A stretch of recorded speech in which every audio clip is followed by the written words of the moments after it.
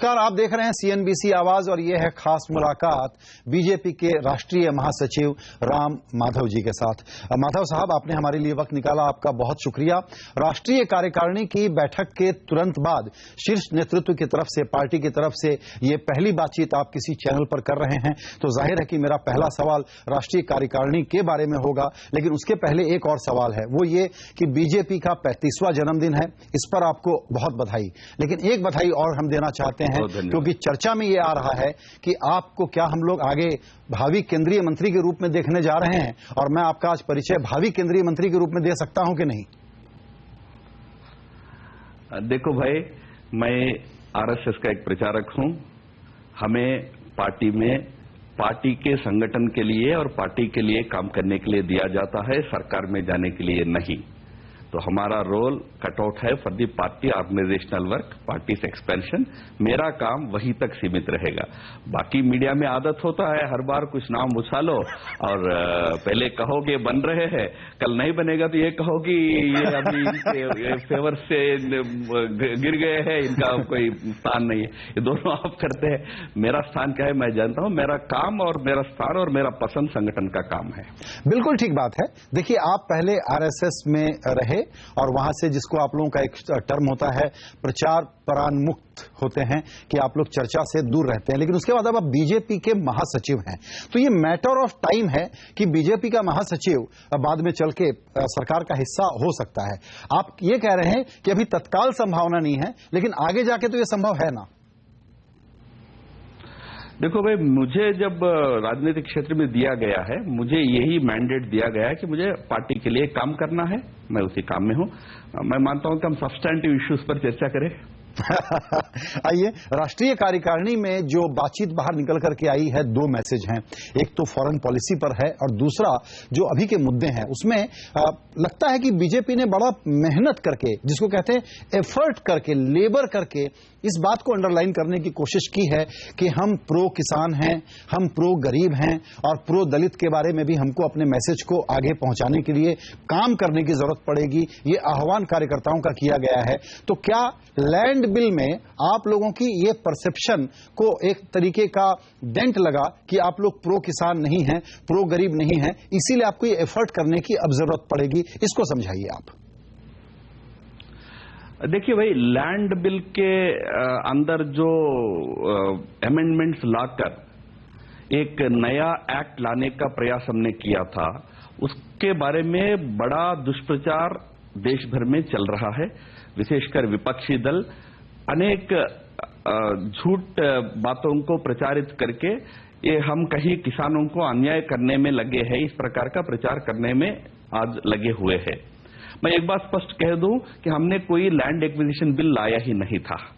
हमने जो आज अमेंडमेंट्स के साथ जो लाया है वो पुराने लैंड एक्विजिशन बिल, जिसको अंग्रेजों के जमाने में बनाया गया था, जिसको नेहरू ने प्राइवेट लोगों के हित का एक बिल बना दिया था अपने कार्यकाल में, उसके अंदर रिफॉर्म लाके किसानों को और उसमें जो भी लोग हैं उन सबको सही कॉम्पनसेशन मिले, सही मुआवजा मिले, उनको सही बेनिफिट्स हो, उसके लिए लाया हुआ एक्ट है। It's not land acquisition bill. ये तो कॉम्पनसेशन रिहेबिलिटेशन वाला एक्ट है ये। पर प्रचार ये चल रहा है कि लैंड एक्वायर करने वाला बिल लेके आया है। तो इस दुष्प्रचार को दूर करना, सच्चे अर्थ में किसानों के हित के लिए यह बिल बना है और इसमें किसानों का हित भी है और देश के विकास का भी संभावना और उसका भी हित शामिल है। यह बात देश को बताना यह रूलिंग पार्टी के नाते हमारा कर्तव्य है। इस दुष्प्रचार को दूर करेंगे, लोगों को सच्चाई बताएंगे और कांग्रेस और बाकी विपक्षी दल क्या अन्याय करता है किसानों के साथ, ये भी देश के सामने हम रखेंगे। जी बिल्कुल। तो मेरा सवाल यही था कि दरअसल हम ये मानते हैं, हम चूंकि बिजनेस चैनल हैं, हमारी राय इस पर थोड़ी सी पब्लिक नॉइज से अलग होती है और वो ये होती है कि इस ग्रोथ को अगर आगे बढ़ाना है तो लैंड बिल को जल्दी से पास कराना जरूरी है। वर्ड चल गया है, अब ठीक कह रहे हैं कि वो पुनर्वास का और मुआवजे का कानून है दरअसल, जिसके बारे में अब कुछ और अमेंडमेंट के साथ बिल लाने की तैयारी होगी। अध्यादेश तो आ ही रहा है।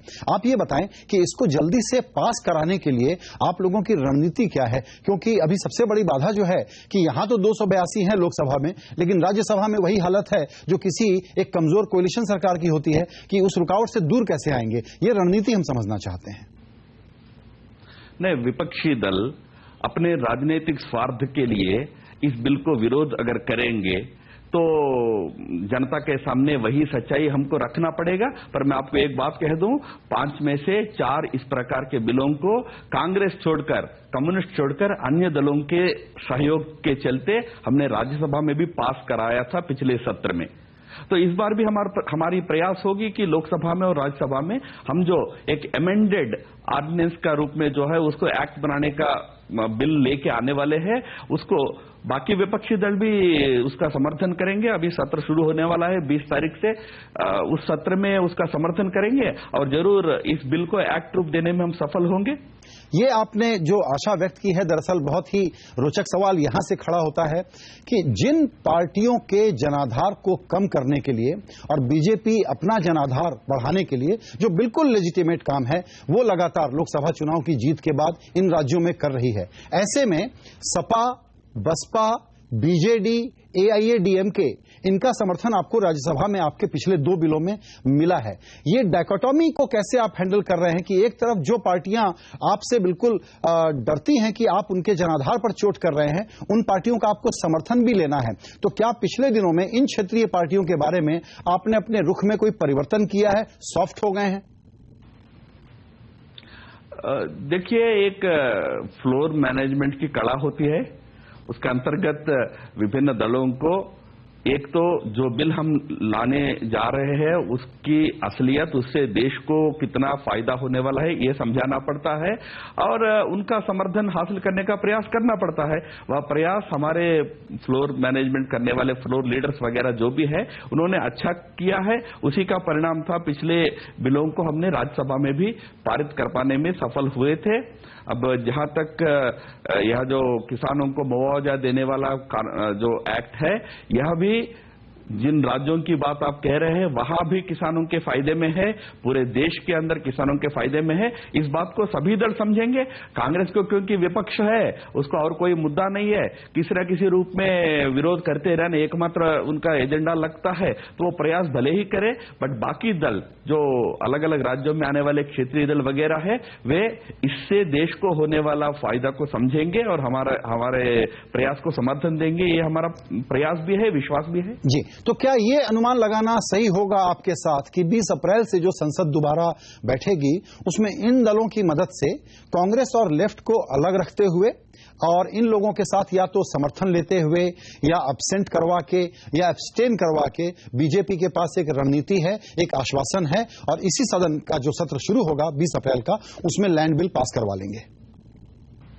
देखो, वे रणनीति तो कोई टीवी चैनल पे चर्चा नहीं करता है, बट हैविंग सेड इट, हमारा प्रयास होगा कि इस बिल के महत्व को सभी पार्टियां समझे, कांग्रेस भी समझे, लेफ्ट भी समझे और जितने अन्य दल है वे भी समझे, सब हमको समर्थन दे, यही प्रयास होगा। पर आप जानते हैं लोकसभा में भी तो ये वॉइस वोट से आगे बढ़ा था बिल, तो ऐसा जो भी परिस्थिति उत्पन्न होगी, किसी भी परिस्थिति में इस बिल को आगे लाने का प्रयास होगा। जी, अभी 2-3 दिन पहले मैंने दिग्विजय सिंह जी से बात की तो इन्होंने कहा कि प्रॉब्लम हमको इनके एटीट्यूड से है। मुझे लगता है कि ऐसे मौके पर कोई दिक्कत नहीं है, आप लोगों ने आउटरीच किया भी होगा, तो क्या पब्लिक डिस्प्ले के तौर पर बिल्कुल डिमॉन्स्ट्रेट करने के लिए हम आने वाले दिनों में ही, कुछ ही दिनों में ये देखेंगे कि बीजेपी के और सरकार के बड़े नेता कांग्रेस और लेफ्ट दोनों के पास खुद जाएं, बढ़ करके जाएं, पहल लें और उनको पब्लिक को ये बताएं कि देखिए हम इनको कॉन्फिडेंस में लेने के लिए विनम्रतापूर्वक जा रहे हैं, बात कर रहे हैं और देखिए इनका रिस्पांस कैसा है? नहीं, बहुत बात हुई थी पहले भी। स्वयं हमारे वरिष्ठ मंत्री ने कांग्रेस की अध्यक्षा को डिटेल्ड पत्र लिखा, उसमें सारे विषय उन्होंने एक्सप्लेन किया कि कैसे यह आने वाला बिल, वो तो लेटर वॉर में बदल गया में है। वो सब होने के बाद जो रेस्पॉन्स मिला, एकदम राजनीतिक रेस्पॉन्स मिला। फिर भी मैं कह रहा हूं कि हमारा जो इन चीजों को हैंडल करने वाले सीनियर लीडर्स है, वे इस बिल के विषय में सभी दलों का समर्थन इकट्ठा करने में सारे प्रयास करेंगे। जी, बिल्कुल। एक और सवाल, अचानक देखिए क्या हुआ, पहले तो बड़ी खुशनसीबी थी कि क्रूड के दाम जिस तरीके से नीचे गए तो इकोनॉमी को एक राहत मिली, बहुत सारे पैसे हमारे बचे, उसका फायदा हुआ। दूसरी तरफ अचानक एक कहानी आ गई, बेमौसम बारिश उसका एक हिस्सा है, लेकिन किसानों की जिंदगी में और रूरल डिस्ट्रेस बहुत ज्यादा देखा जा रहा है। इसको शायद पिछला जो 11 महीने हमारे गुजरे हैं नई सरकार के, उसमें उस तरीके से फैक्टर इन नहीं किया गया होगा, क्योंकि ऐसी घटनाएं तो अचानक ही होती हैं और हो जाती हैं। आप लोगों को लगता है कि रूरल डिस्ट्रेस का अंदाज कम होने के कारण एक आपके खिलाफ माहौल बनाने में विपक्ष उसका फायदा उठा रहा है और उसमें थोड़ा मेरिट है? नहीं, विपक्ष जरूर प्राकृतिक परिस्थितियों के कारण जो आज विशेषकर उत्तर भारत के राज्यों में जो एक विपद स्थिति ग्रामीण क्षेत्र में निर्माण हुई, ओले का वर्षपात के कारण कहिए, बाकी चीजों के कारण कहिए, इसका राजनीतिक फायदा उठाने का प्रयास कर रहा है। जहां तक हमारा सरकार का प्रश्न है, हम यह जो प्राकृतिक विपदा से पीड़ित राज्य है उनकी भी चिंता हमारी सरकार करेगी। ऑलरेडी जहां जहां इस प्रकार का उत्पात हुआ था वहां केंद्रीय मंत्री गए, कहीं आदरणीय राजनाथ जी गए, कहीं गडकरी जी गए, कई और मंत्री अन्य राज्यों में, कृषि मंत्री कुछ राज्यों में गए। सभी राज्यों में जाकर किसानों को प्राकृतिक विपदा के कारण जो समस्या आई पिछले 2 महीने में, इसका एक अंदाज लेने का प्रयास हुआ है। केंद्रीय सरकार राज्यों को इस जो क्षति हुई इसको पूरा करने में पूरा मदद करेगी। हम एक कमिटमेंट के साथ करेंगे उसको। यह लैंड एक्विजिशन बिल का जो कंपनसेशन वाला कानून लाने का प्रयास है, उससे जोड़ना ये सीधा सीधा राजनीति होगा।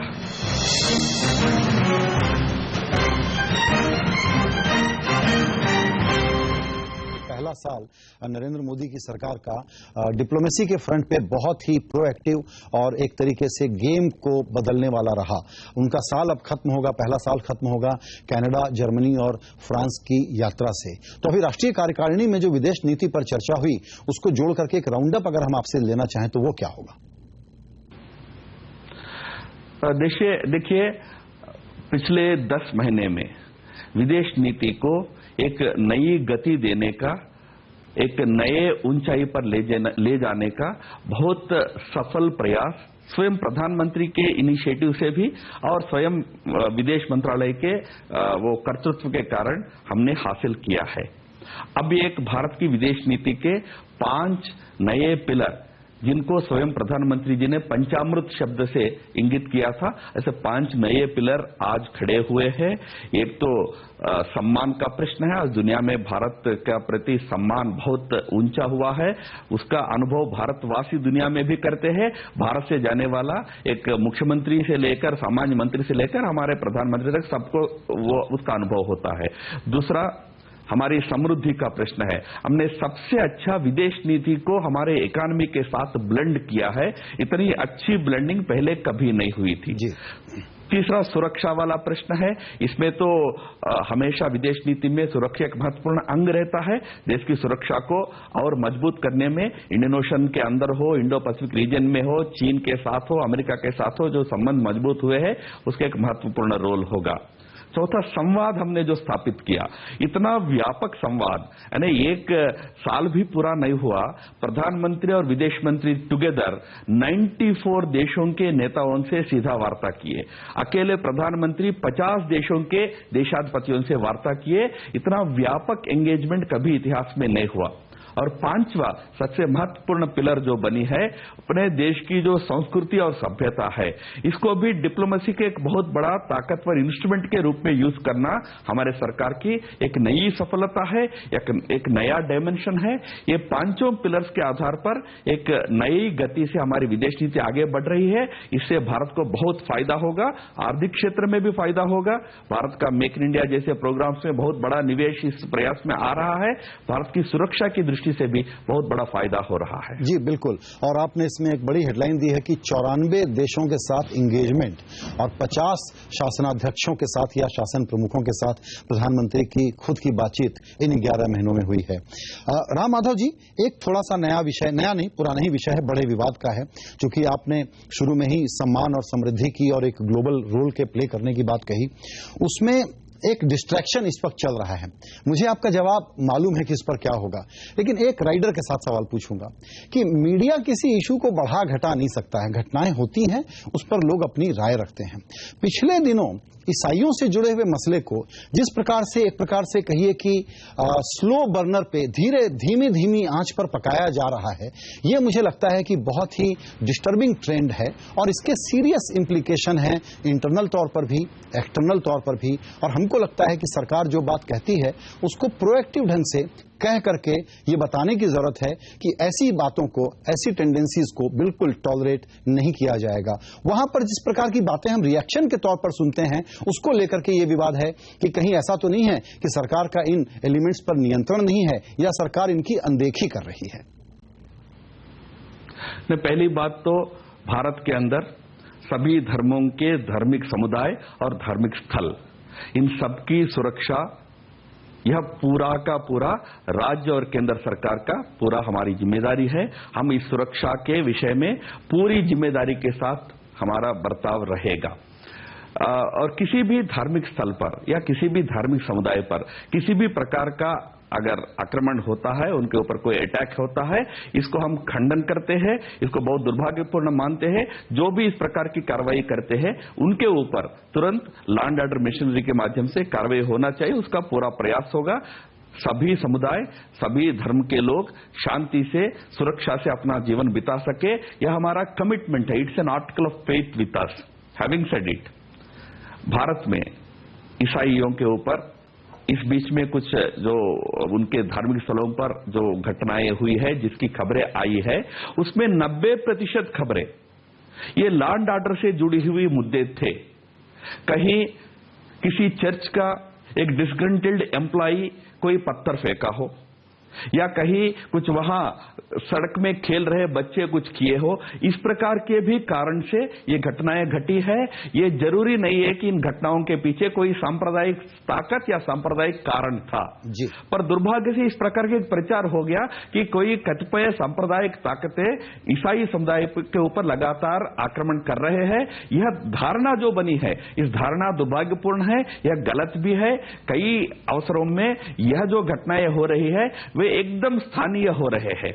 और कई जैसा कलकत्ता में नन के रेप कांड जो हुआ था, या उनके ऊपर जो भी आक्रमण चोरी के कारण के लिए हुआ था, वह एकदम एक लॉ एंड ऑर्डर के कारण हुआ था। उसमें अलग अलग समुदाय के लोग शामिल थे, 4-5 लोग पकड़े भी गए थे। पर जो धारणा बन रही है, इसकी हम भी इसको हमारे ध्यान में लिया है। यह गलत प्रचार के कारण बन रही है। इस बात को हमें देश में और देश के बाहर भी समझाना होगा। भारत के अंदर सभी समुदायों के लोग शांति और सुरक्षा से रहे, इसकी जिम्मेदारी केंद्र सरकार भी लेगी, सभी राज्य सरकारों को भी लेना पड़ेगा। सभी समुदायों के लोग, वो हिंदू हो, ईसाई हो, मुसलमान हो, सब शांति से, सुरक्षा से रहे, इसकी जिम्मेदारी हम सबको लेना होगा। नहीं, बिल्कुल, ये क्लैरिफिकेशन आपने बहुत कंप्लीट और कॉम्प्रिहेंसिव तरीके से दिया है। इसी में एक छोटा सा सवाल और फिर हम आपके दूसरे विषय पर चलेंगे जहां बड़े आर्किटेक्ट रहे, जो जम्मू कश्मीर में अभी घटनाएं हुई हैं। मेरा सवाल यह है कि जब ऐसी घटनाएं होती हैं, आप बिल्कुल ठीक कह रहे हैं कि छोटे मोटे क्रिमिनल इंसिडेंट को हेट क्राइम के तौर पर या डिविजिव एक्शन के तौर पर जोड़ करके नहीं देखा जाना चाहिए। क्योंकि आप लोग पावर में हैं, तो हो सकता है कि कुछ तो आपसे जुड़े हुए फ्रिंज एलिमेंट, हो सकता है आपके राजनीतिक विरोधी वो भी करा रहे हों। सवाल यह है कि कंट्रोल आपका है, सरकार आपकी है, नियंत्रण आपका है, तो उसमें भी कोई लिबर्टी न ले ले। इसलिए वो भी एक स्टेट का जो पावर है वो नजर आना चाहिए। नहीं, बिल्कुल। पहली बात तो मैं ये हेट क्राइम शब्द को भी मैं स्वीकार नहीं करता। एक लॉ एंड ऑर्डर का इश्यू है, मैंने कहा था। कभी लोकल स्थानीय परिस्थिति में एक लॉ एंड ऑर्डर की समस्या उत्पन्न होती है, जिसका शिकार कभी टेम्पल हो सकता है, कभी चर्च हो सकता है। लॉ एंड ऑर्डर हमारे देश में राज्य सरकार की जिम्मेदारी होती है। हम अपेक्षा करते हैं कि देश के सभी राज्य सरकारें जहां बीजेपी शासन में है वहां कड़ाई से इस सुरक्षा की बात की चिंता करेंगे। पर जहां बीजेपी शासन में नहीं है, ऐसे राज्यों में वहां की राज्य सरकारें इसकी पूरी जिम्मेदारी लेकर कड़ाई से बर्ताव करें। जो भी इस प्रकार की गतिविधि को अंजाम दे रहे हो उन पर कार्रवाई हो। पर राज्य सरकारें कुछ हेट मॉन्गरिंग ना करें, अपने बयास अप्रोच से किसी एक विशेष समुदाय को टारगेट बनाने का भी प्रयास ना करें। और किसी विशेष समुदाय को दोषी ठहराने का भी प्रयास ना करें। जी बिल्कुल। जम्मू एंड कश्मीर, उसमें यह हुआ कि आप उसके एक प्रकार से आर्किटेक्ट थे जिसने एक ऐसी सरकार बना दी जिसके बारे में कल्पना भी नहीं की जा सकती थी। सरकार के इस वक्त तक के परफॉर्मेंस को आप कैसे आंकते हैं? और दूसरा सवाल यह है कि एक तरफ तो आपने कश्मीरियों को गले लगाया, दिल से लगाया, कश्मीरियत को एक नई पहचान से बीजेपी ने अपने आप को जोड़ने की कोशिश की, तो दूसरी तरफ जम्मू और दूसरे तरह के मुद्दे आपके रहे हैं। तो ये बहुत ही विरोधाभासी काम है जिसको बैलेंस करने की आप लोग कोशिश कर रहे हैं। इसको जरा समझाइए, how are you managing it? देखिए भाई, जम्मू कश्मीर में हमारे ऊपर एक संवैधानिक दायित्व आया था सरकार बनाने का। 25 सीट जीतकर जम्मू में और जम्मू का एकमात्र प्रतिनिधि बनकर अगर सरकार से हम दूर बैठेंगे तो जम्मू की जनता हमें क्षमा कभी नहीं करती थी। तो हमारे ऊपर एक संवैधानिक बंधन था, जिम्मेदारी थी कि सरकार बनाने का कोशिश करें। हमने जो कोशिशें किया उसमें से जो विकल्प निकला था वह पीडीपी बीजेपी के अलायंस की सरकार थी, जिसको बनाने के लिए बहुत लंबी कसरत चली और कोई भी प्रकार का कॉम्प्रोमाइज नहीं हो इसका ध्यान रखते हुए हमने सरकार बनाई थी। लगभग आज सरकार के बनते हुए 5-6 हफ्ते पूरे हुए हैं। मुझे लगता है कि इनिशियल छोटे हिकअप्स को छोड़कर वहां सरकार अच्छा काम कर रही है। हमारा सरकार के विषय में एक कॉमन मिनिमम प्रोग्राम है, वह 80% विकास पे केंद्रित प्रोग्राम है। जम्मू कश्मीर के तीनों हिस्से, जम्मू कश्मीर घाटी और लद्दाख क्षेत्र, तीनों के विकास को महत्व देते हुए सीएमपी बना है, कॉमन मिनिमम प्रोग्राम बना है। उसी को केंद्र बनाकर इस सरकार की कामकाज चलनी चाहिए, हमारी अपेक्षा थी। पिछले 5 हफ्ते का अनुभव कहता है कि सरकार सीएम के अनुरूप अपनी कार्रवाई कर रही है। मैं एक अच्छी बात बताता हूं, जम्मू कश्मीर की सरकार जो बीजेपी पीडीपी की सरकार है, वह देश का पहली सरकार है जो बजट में एनर्जी बजट को अलग बजट के रूप में पेश किया है। जी। देश में और कोई भी राज्य इस काम को करता नहीं है। हम ब्रिटिश समय से रेलवे बजट को अलग पेश करते हैं केंद्र सरकार में। जी। हमारे मध्य प्रदेश सरकार किसानों के लिए खेती का बजट अलग पेश करने की कर्नाटक सरकार ने प्रारंभ किया था जब येडियुरप्पा जी उप मुख्यमंत्री थे वहां। पर जम्मू कश्मीर पहला राज्य है जो बहुत महत्वपूर्ण आज जो चीज है हमारे अर्थव्यवस्था में वो एनर्जी सेक्टर है, पावर सेक्टर है। उसके लिए अलग बजट पेश करने का एक रिवोल्यूशनरी कदम उठाया। उससे समझ में सबको आना चाहिए कि एक प्रोग्रेसिव दृष्टि लेकर डेवलपमेंट का फोकस बनाकर वहां की राज्य सरकार काम कर रही है। इससे वहां के सभी लोगों को अच्छा फायदा होगा, यह हमारा प्रयास है, विश्वास भी है। और दुर्भाग्य से वहां प्राकृतिक विपदाओं का सिलसिला जारी है। चुनाव के पहले भी बहुत बड़ा बाढ़ से घाटी बहुत तबाह हुई थी। अब फिर से वहां बारिश और बाढ़ के प्रकोप से काफी समस्याएं भी है। इसको भी हैंडल करने का प्रयास सरकार कर रही है। विकास को केंद्र बनाकर सरकार चले, यह हमारा प्रयास रहेगा। जनता को डिलीवरी करने का प्रयास रहेगा। हम चाहते हैं कि यह जो हमारा मैं आपकी बात से सहमत हूं, एक इमेजिनेशन से बाहर का एक प्रयोग है ये पीडीपी बीजेपी एक साथ आना, यह प्रयास सफल हो और इसके चलते जम्मू कश्मीर का भी भलाई हो, वहां शांति भी रहे और देश के लिए भी अच्छा हो, ऐसा हमारा प्रयास है। इंटरव्यू के आखिरी हिस्से में एक ही सवाल आपसे पूछना चाहूंगा जिसके जवाब में मैं यही प्रार्थना करूंगा कि ये मत कहिएगा कि ये तो प्रधानमंत्री का प्रेरोगेटिव है। क्या आने वाले कुछ दिनों में जल्दी ही हम केंद्रीय मंत्रिमंडल का विस्तार और कुछ फेरबदल होते हुए देखेंगे और क्या उसमें महबूबा मुफ्ती भी शामिल होंगी? मुझे तो जो आपने कहा वही उत्तर देना पड़ेगा कि मंत्रिमंडल का विस्तार होगा क्या, कब होगा, कौन रहेंगे, ये सारा विषय तो प्रधानमंत्री का अपना अधिकार क्षेत्र का विषय है। ना मेरे पास कोई जानकारी है, न जानकारी होने की जरूरत भी है, ना इसकी जरूरत मेरे लिए है। जो भी होगा आप सबको जानकारी होगी। मेरे जानकारी में कोई इस प्रकार का विषय नहीं है। ओके, चलिए इसका इंतजार रहेगा। राम माधव जी, हमसे बातचीत के लिए आपने वक्त निकाला। राष्ट्रीय कार्यकारिणी की बैठक के तुरंत बाद बीजेपी की पोजीशंस का खुलासा करते हुए आपका बहुत शुक्रिया। नमस्कार। धन्यवाद। नमस्कार।